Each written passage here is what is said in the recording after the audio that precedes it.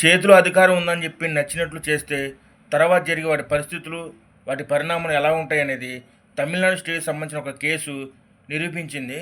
తమిళనాడు స్టేట్లో మదురై కోర్టు సంచలన తీర్పునైతే ఇచ్చింది. 9 మంది పోలీసులకు ఉరిశిక్ష వేయాలంటూ కోర్టు తీర్పునిచ్చింది. అసలు విషయం ఏమిటంటే, కరోనా టైంలో నిబంధనలను ఉల్లంఘించారని చెప్పి మొబైల్ షాపు సంబంధించిన వ్యక్తిని పోలీస్ స్టేషన్కి అయితే తీసుకువెళ్లారు. అతన్ని రాత్రంతా పోలీస్ స్టేషన్లో ఉంచారు. అది తెలుసుకున్న తన కొడుకు కూడా ఆ రోజు నైట్ పోలీస్ స్టేషన్కి అయితే వచ్చాడు. అతని కొడుకుని కూడా రాత్రంతా జైల్లోనే ఉంచారు. రాత్రంతా పోలీస్ స్టేషన్లో ఉన్న తండ్రి కొడుకులు ఇద్దరిని పోలీసులందరూ కలిసి చిత్రహింసలు పెట్టి వాళ్ళని తీవ్రంగా కొట్టారు. ఆ పోలీసులు కొట్టిన దెబ్బల వల్ల తండ్రి కొడుకులు ఇద్దరు అక్కడికక్కడే నైట్ పూట లాకప్లో చనిపోయారు.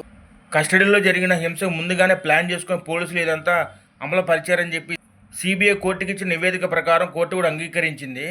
కేవలం కోవిడ్-19 నిబంధనలు ఉల్లంఘించారని మాత్రమే కాకుండా కావాలనే ఇదంతా జరిగిందని చెప్పి మదురై కోర్టు ఆ 9 మందికి ఉరిశిక్షణ అయితే వేసింది. ఈ కేసు 2020లో జరిగింది. అయితే మొత్తం 6 years అయితే ఈ కేసు అయితే నడిచింది. దీన్ని బట్టి నాకేం అర్థమైందంటే, కాలం ఎప్పుడు ఎవరిని వదలదు. ఇలాంటి దుర్మార్గుల గురించి మీరేమనుకుంటున్నారో కామెంట్ సెక్షన్లో కామెంట్ చేయండి. అలాగే లైక్ చేయండి, మన ఛానల్ని సబ్స్క్రైబ్ చేసుకోండి.